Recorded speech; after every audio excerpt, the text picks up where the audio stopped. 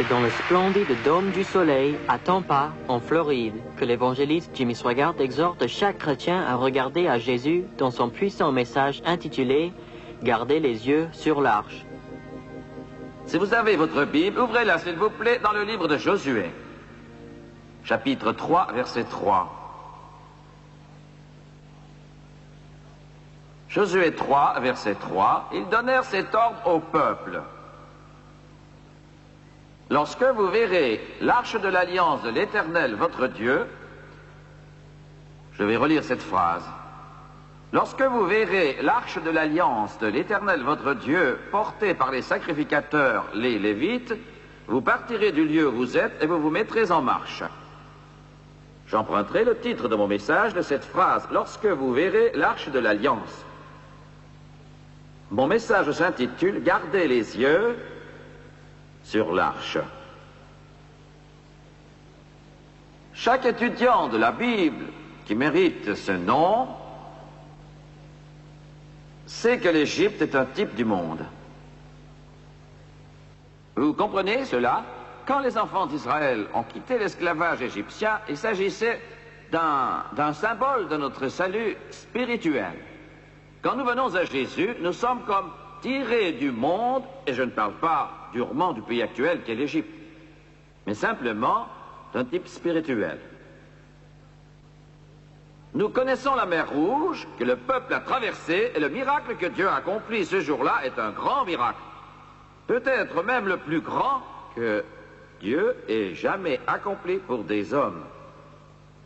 Et c'est un type de notre salut, parce qu'il est impossible à un homme d'être sauvé si Dieu n'accomplit pour lui le miracle de la rédemption. On ne peut être sauvé autrement. Les enfants d'Israël ont été délivrés de l'esclavage d'Égypte par un miracle. Ils se sont vus promettre Canaan, le pays promis, où coulait le lait et le miel. Sachez ceci, vous êtes sauvés, mais pas seulement pour être retirés du monde, spirituellement parlant. Vous êtes sauvés non seulement pour être retirés du monde, mais pour être introduits dans un autre lieu, le pays promis, type même de la plénitude du Saint-Esprit.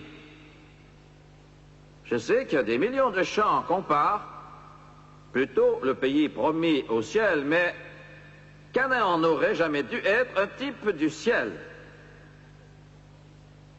Pourtant, dans le pays promis, il y avait des géants, les Girgasiens, les Héviens, les Hittites, les Jébusiens, et le peuple de Dieu a dû combattre ses ennemis. Au ciel, il n'y a pas d'ennemis.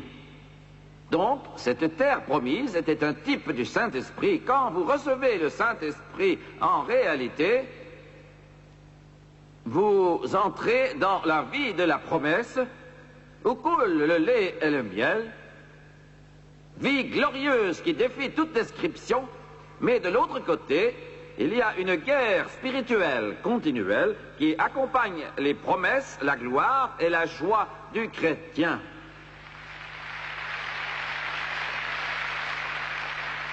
Dieu recrute des soldats pour son armée. Il vous recrute pour le royaume de la lumière afin de repousser les flots des ténèbres et d'amener des hommes au ciel. Vous avez reçu le ministère de la réconciliation pour amener le monde à Jésus-Christ, pour lui présenter ceux qui entendront et viendront. Très bien. Il se dirigeait vers le pays promis. La volonté de Dieu est que vous entriez dans le pays promis. Certaines des choses que je vais dire ce soir vont être un peu dures, elles en choqueront certains. Téléspectateurs, vous allez peut-être m'en vouloir. Mais je suis habitué à cela.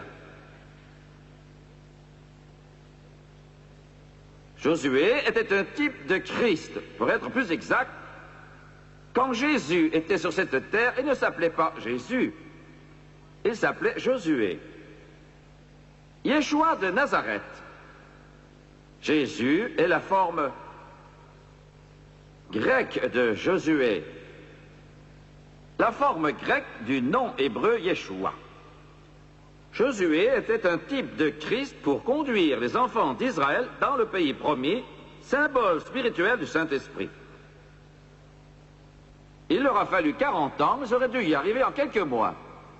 Le péché de l'Église, c'est de manquer ce que Dieu a de meilleur pour elle. Je vais le répéter. Des centaines d'entre vous, ici présents, et des millions de téléspectateurs qui ont été sauvés ne sont pas allés plus loin. Vous stagnez depuis longtemps, vous végétez, c'est triste, mais certains, ou beaucoup d'entre vous, ont reçu le Saint-Esprit, traversé le Jourdain, mais vous n'êtes pas allés plus loin que les rives du Jourdain. Il veut vous conduire plus loin. Continuez. Continuez. Alléluia. Continuez. Dieu m'a dit ceci, c'est l'une des petites choses qu'il m'a dit de vous dire. Un trop grand nombre de personnes disent « Non, nous ne voulons pas y entrer. Nous préférons rester dans le désert. » Mais qui serait insensé à ce point?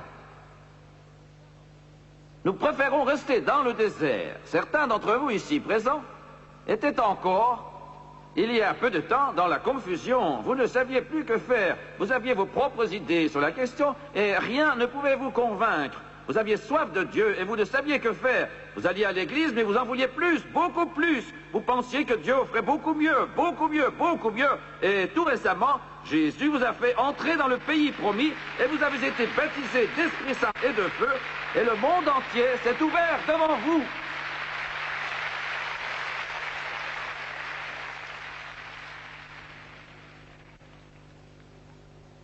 Je ne veux pas m'arrêter.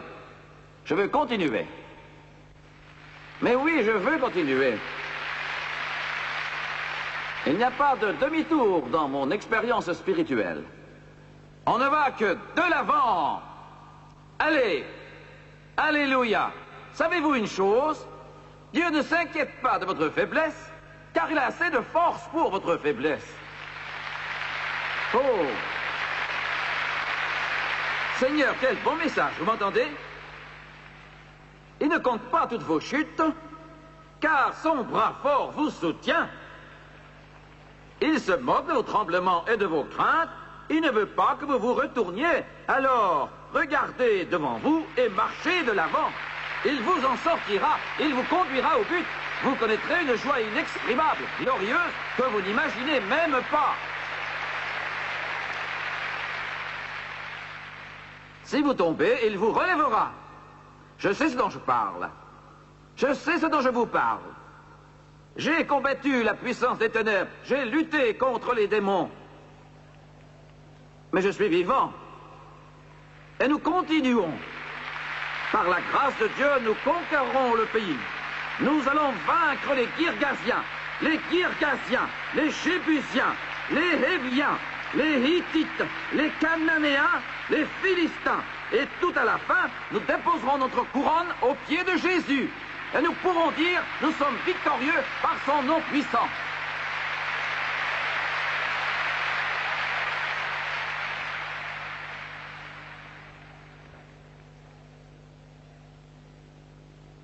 Gloire à Dieu. D'ailleurs, le Seigneur m'a dit qu'il allait susciter des ouvriers. Il va susciter des prédicateurs, des hommes qui auront un grand courage. Oh, quand j'étais enfant, aller à l'église, mais nous y allions tout le temps. Je ne me souviens pas être resté à la maison. Mercredi soir à l'église. Dimanche matin à l'église. Dimanche soir à l'église. Réunion de prière à l'église. S'il y avait une mission, nous allions tous les soirs. Nous ignorions les promenades du dimanche après-midi, mais à l'église. Vous comprenez? Mais de nos jours, si vous sortez le dimanche matin, vous verrez les gens mettre la main dehors pour voir s'il pleut.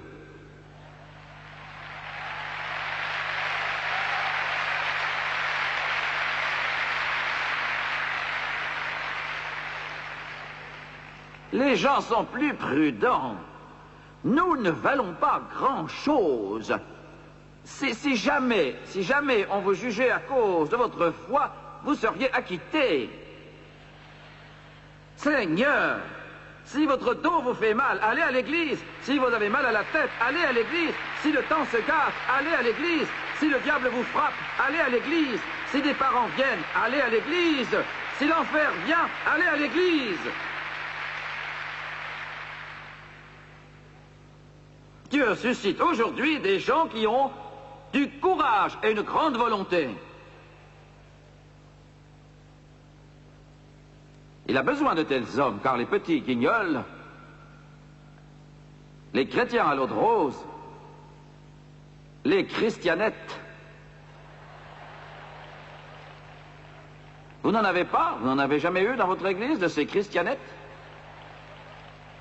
Ils viennent à l'église le dimanche en faisant « Né, né, né, né ».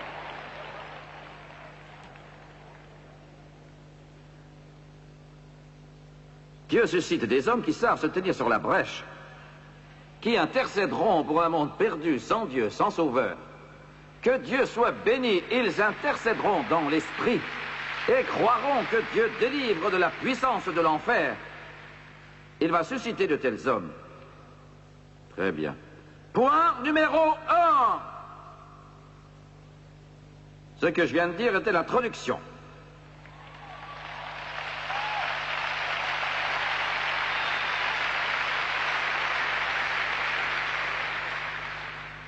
Quand vous voyez l'arche, les enfants d'Israël se trouvent alors sur les rives du Jourdain. En temps normal, le Jourdain est un petit ruisseau de 10 mètres de large au plus. Je l'ai traversé de nombreuses fois. Mais la Bible dit qu'il débordait ce jour-là. C'était dans le même chapitre.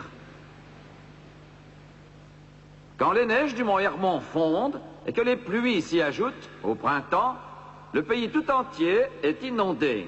Les étudiants de la Bible disent que le Jourdain a une largeur de 2 km et 12 mètres de profondeur en de tels cas. 3 millions d'Israélites sont sur l'autre rive. Moïse est mort et c'est Josué qui commande. Cela me fait peur, vous savez. Je regarde autour de moi et je vois que les géants qui ont façonné mon ministère ne sont plus là maintenant. Et je tremble.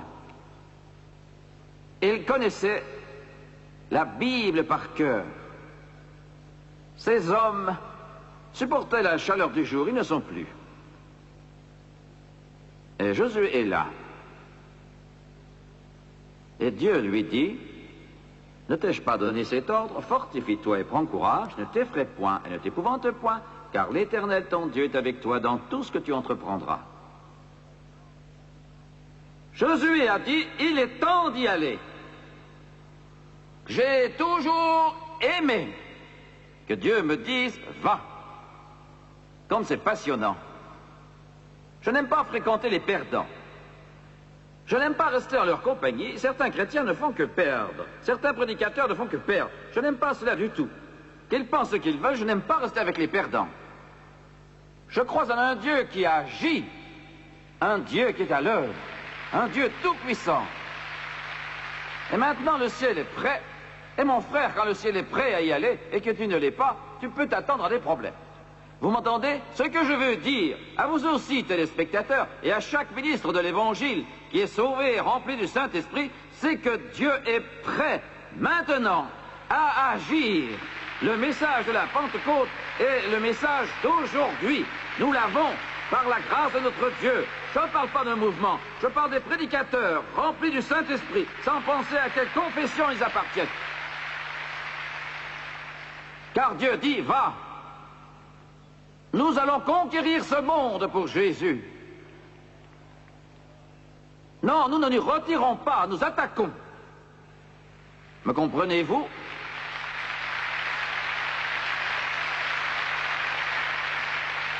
Quelqu'un a dit, le Jourdain fait 2000 mètres de large. Il n'a pas dit que ce serait facile. Il a dit, quand vous verrez les prêtres, les lévites et ceux qui portent l'arche et conduisent le peuple, que Dieu nous donne des pasteurs pour conduire le peuple. Me comprenez-vous? Ne suivez pas le peuple, conduisez-le plutôt. Car Dieu ne va pas vous parler par le moyen d'un comité. Il n'a jamais parlé à un comité dans toute la Bible. Il parlera par un homme. Il va parler par un prédicateur. Il va parler à un homme qui est rempli du Saint-Esprit.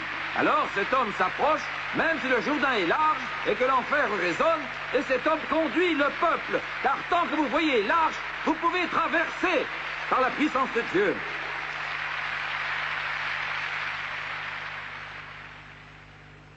Oh Dieu, donne-nous des prédicateurs qui ont du courage. Donne-nous des prédicateurs qui en veulent. Donne-nous des prédicateurs prêts à se battre.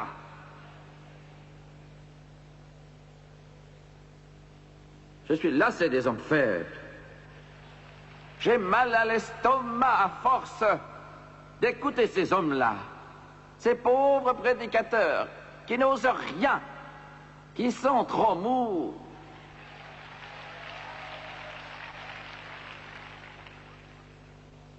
J'aimais bien ce que Lester Roloff, il est mort maintenant, mais j'aimais ce qu'il disait. Il racontait qu'il avait une réunion dans une église où le pasteur sortait du salon de beauté, du salon de coiffure.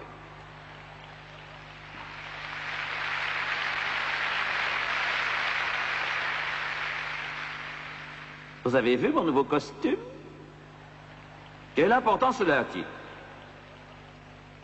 Et ma coiffure? Que Dieu nous aide. Mieux vaut avoir des chauves qui prêchent l'Évangile.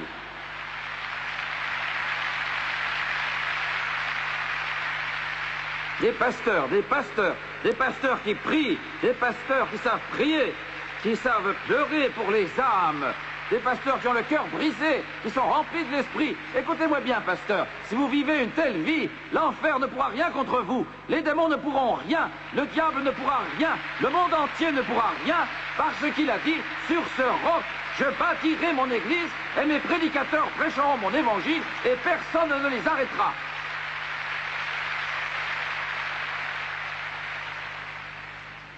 Nous formons de tels prédicateurs à bâton rouge. Rendez-les fous ou heureux.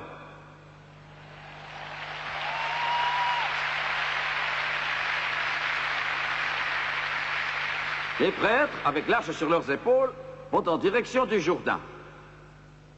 Et Josué a dit, gardez les yeux sur eux. Alléluia.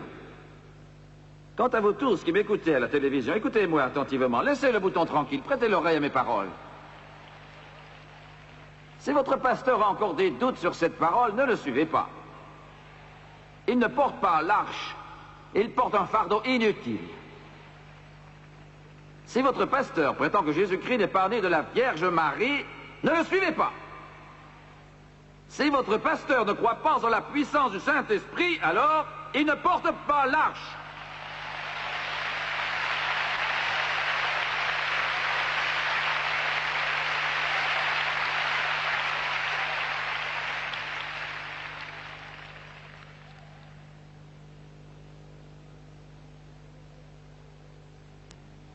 Puis Josué a dit, quand vous les verrez marcher, les prêtres qui portent l'arche de l'Alliance, en direction du Jourdain, partez d'où vous êtes.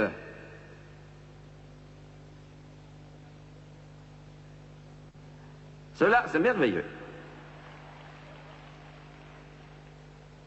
Pour recevoir des bénédictions divines, certains vont devoir partir. Vous allez devoir partir.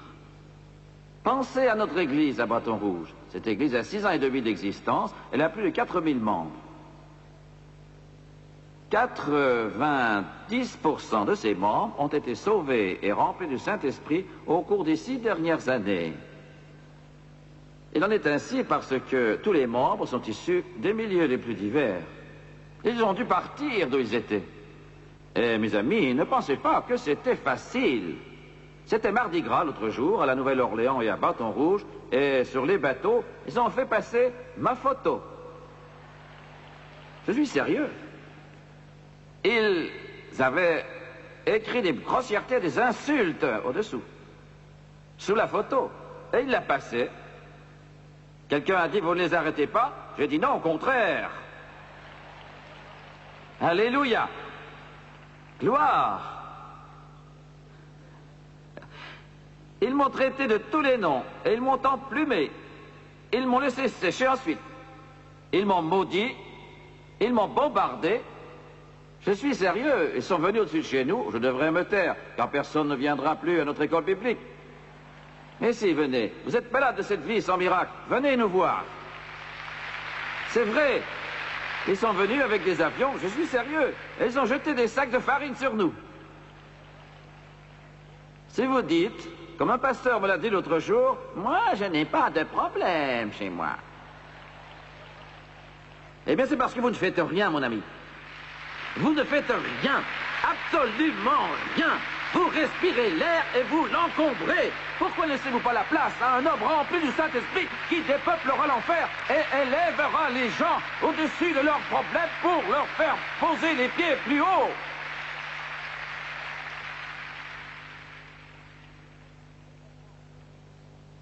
J'ai reçu une récompense l'autre jour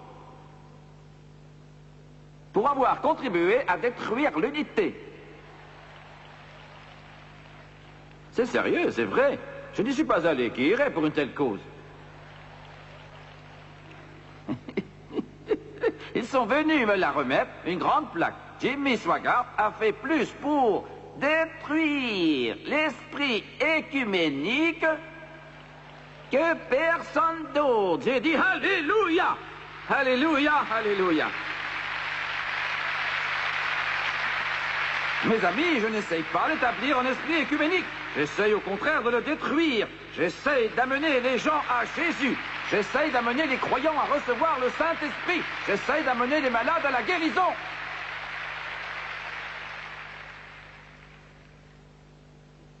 D'ailleurs, quand vous venez jusque chez nous, vous devez toujours retirer vos gants.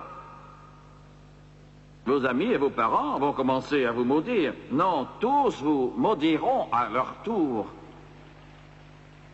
Ils vous traiteront de fous et diront que vous avez complètement perdu la tête. Mais vous savez, c'est bon pour vous.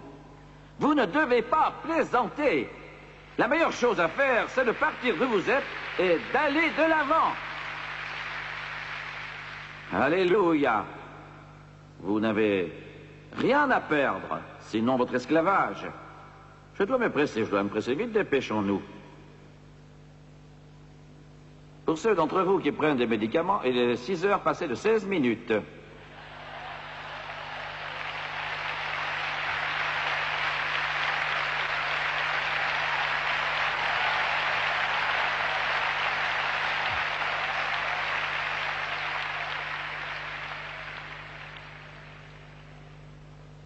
Deuxièmement,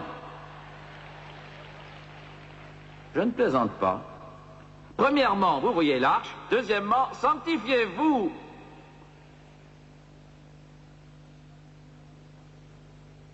Charismatique, écoutez-moi. Pentecôtiste, écoutez-moi. L'Église de Dieu n'a pas eu tort de prêcher la sanctification. Et les autres chrétiens n'ont pas eu tort de prêcher la même doctrine. Vous pensez que vous pouvez exercer quelques dons et parler un peu en langue, puis vivre comme le diable. Vous avez tort. Si vous pensez pouvoir justifier votre ivrognerie permanente et continuer à fréquenter les cabarets malfamés, les boîtes de nuit, les antres du diable, ou je ne sais quel lieu de ténèbres, tout en parlant en langue, disant Alléluia, ou donnant un message en langue, vous avez tort. Cela vous tuera plus vite que tous ceux qui vous ont précédés, car c'est un feu étranger. Être sanctifié veut dire être mis à part. Puis il a dit, sanctifiez-vous, car demain, l'Éternel fera des prodiges au milieu de vous. Savez-vous que de nombreux milieux chrétiens n'ont jamais vu une conversion? Jamais une conversion. Jamais une transformation de vie. Savez-vous que de nombreux milieux chrétiens n'ont jamais vu une seule personne être baptisée de l'Esprit Saint? Ils ignorent ce qu'est le baptême du Saint-Esprit. Savez-vous que de nombreux milieux chrétiens n'ont jamais vu une seule guérison? Dieu est un Dieu de prodiges. De prodiges, de prodiges. Revenons un instant à Josué 1:9 pour y examiner une petite chose. Je ne m'étendrai pas sur cela. Le Seigneur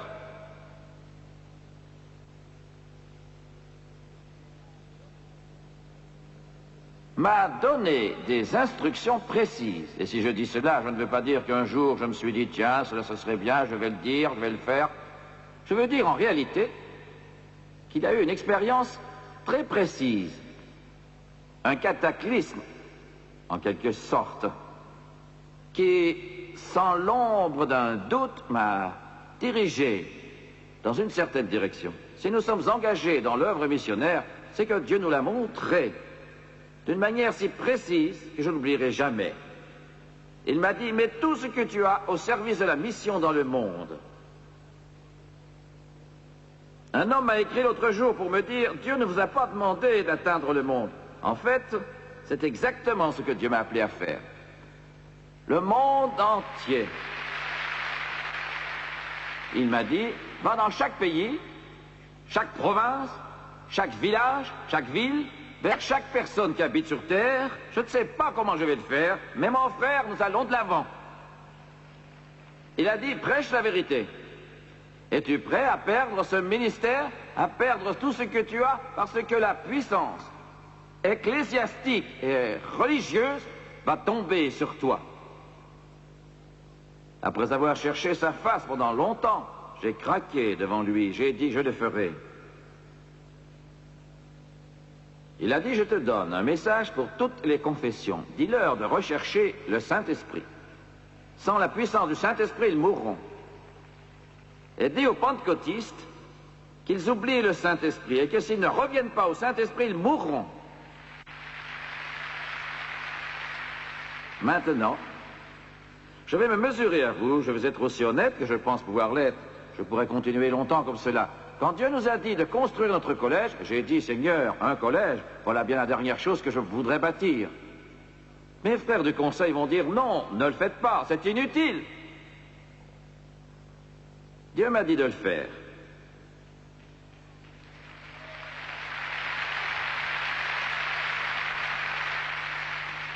Je ne vous dis pas qu'il est facile de suivre l'arche. À plusieurs reprises, j'ai failli craquer.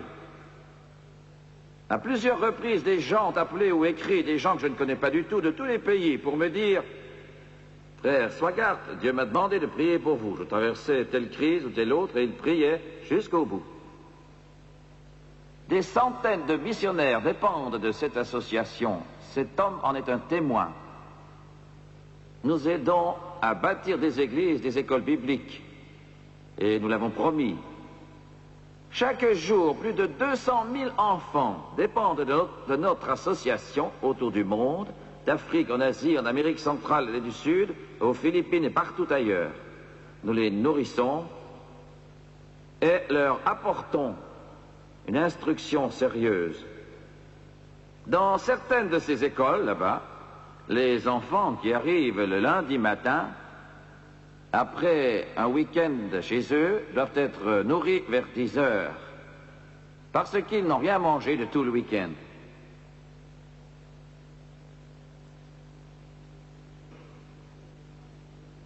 Seul Dieu sait combien de fois je me suis levé la nuit pour prier et dire, Dieu, je n'en peux plus. Je ne peux plus. Je ne sais plus que faire. Mais qui suis-je? Je ne sais que faire. Je me sens petit et insignifiant. Je sais qu'il y en a des millions d'autres qui sont bien plus capables.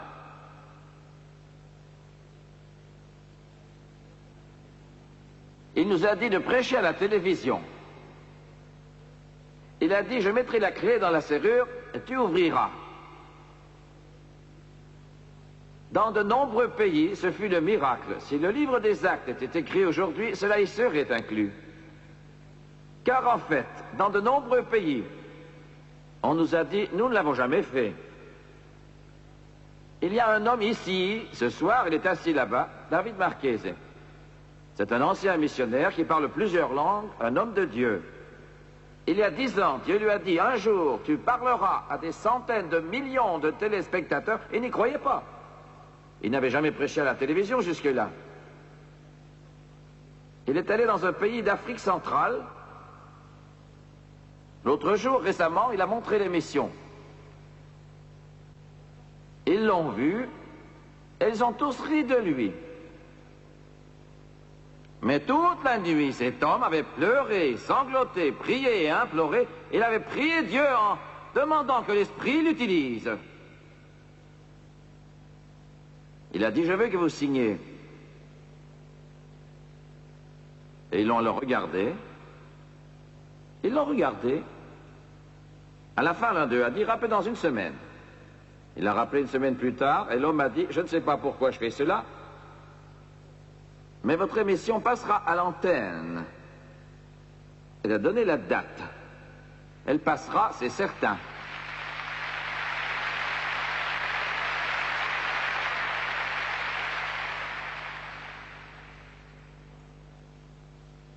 Je ne vous dis pas que ce sera facile. Ce matin, en me réveillant,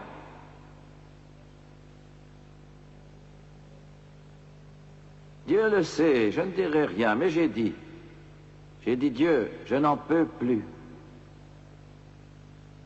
Et tout à coup, sa présence m'a envahi.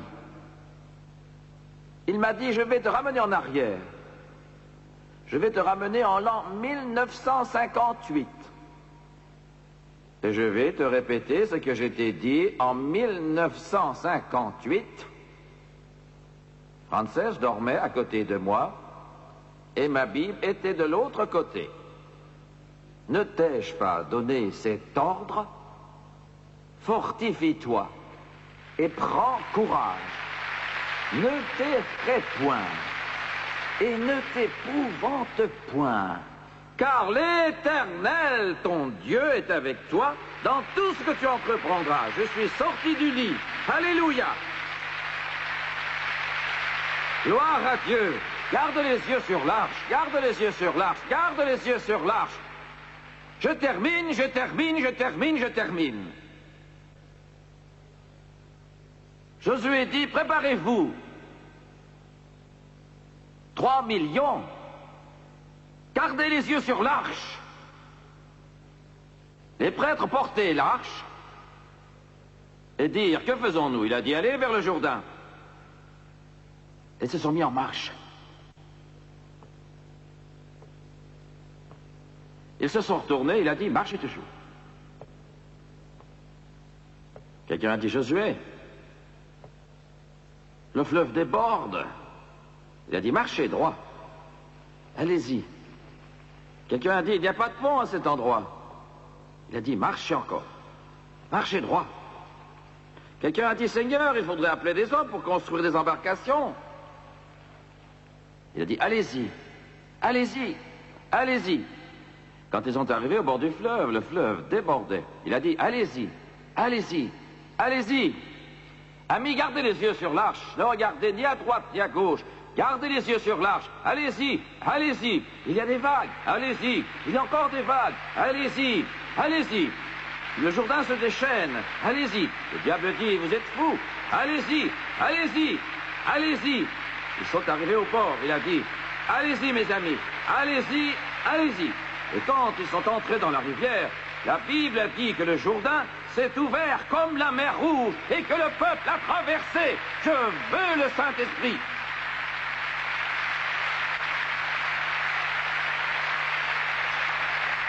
Gardez les yeux sur l'arche. Gardez les yeux sur l'arche. Si vous réfléchissez un peu, il y a de quoi être malade quand on pense que certains font des études sur le Jourdain. Des études sur le Jourdain. C'est tout ce que l'on enseigne dans nos écoles aujourd'hui. Bon, nous allons en faire une étude. Je préfère mourir. Entrons-y par la foi. Nous cherchons des hommes de foi. Et quand nous porterons l'arche de l'Alliance, l'eau alors s'ouvrira. Et nous entrerons dans le pays promis. Alléluia.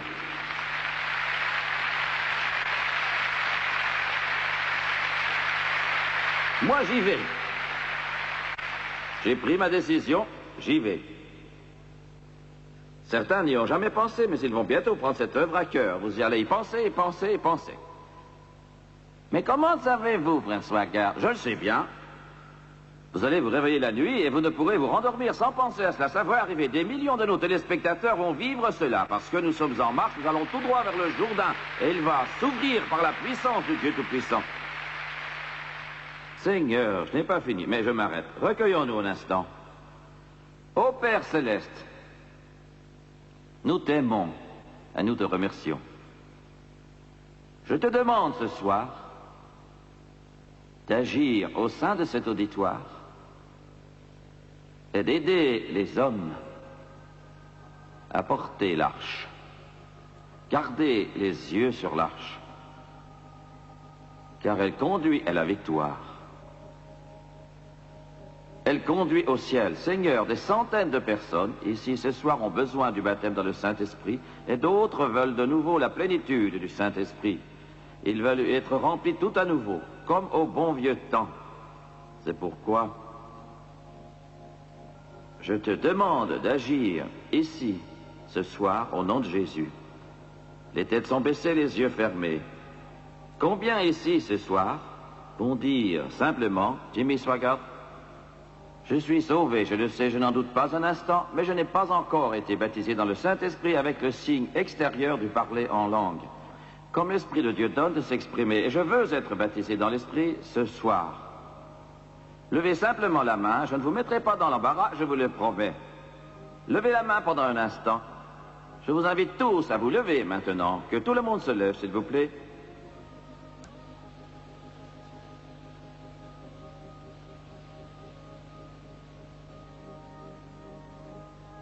Je vais maintenant demander à ceux qui ont levé la main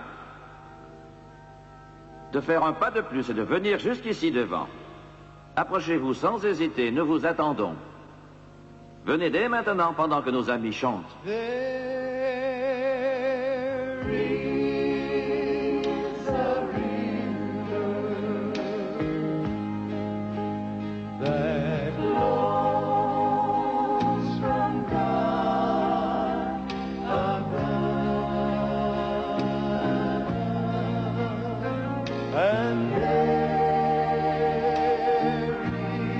C'est le grand fleuve d'un amour merveilleux.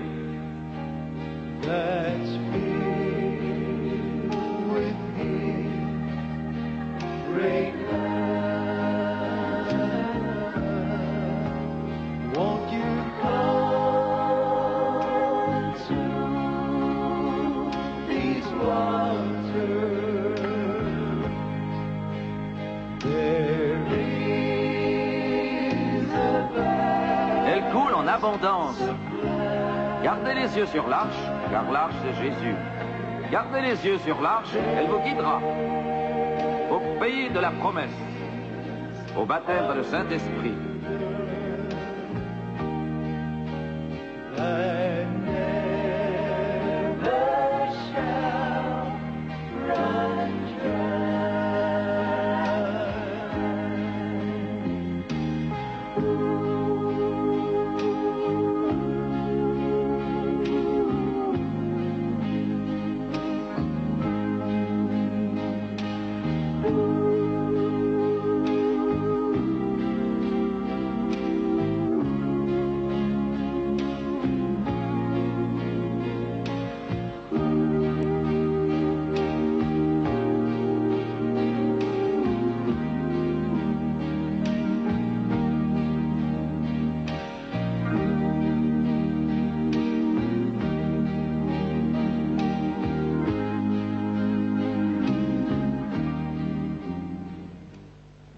Comme l'athlète qui connaît les joies de la victoire, vous pouvez triompher dans votre marche avec Jésus. La brochure du frère Swaggart, Victoire sur la chair, vous encourage à lutter contre la chair et à ne pas céder à la tentation. Demandez-la nous dès aujourd'hui et entrez dans une vie de victoire. C'est gratuit, c'est pour vous.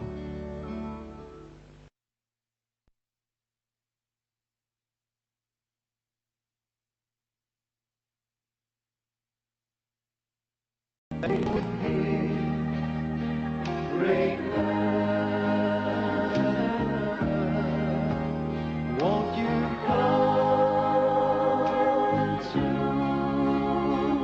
these waters? There is a valley. Elle coule en abondance. Gardez les yeux sur l'arche, car l'arche c'est Jésus. Gardez les yeux sur l'arche, elle vous guidera au pays de la promesse, au baptême de Saint-Esprit. That never shall run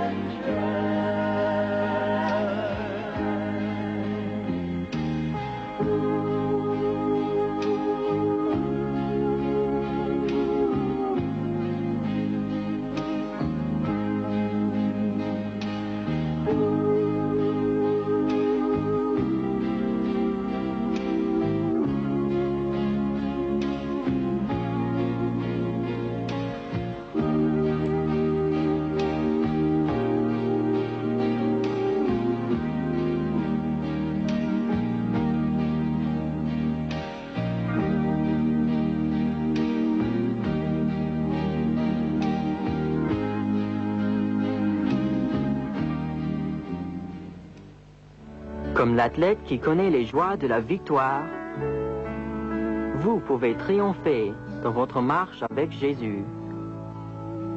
La brochure du frère Swaggart, Victoire sur la chair, vous encourage à lutter contre la chair et à ne pas céder à la tentation. Demandez-la nous dès aujourd'hui et entrez dans une vie de victoire. C'est gratuit, c'est pour vous.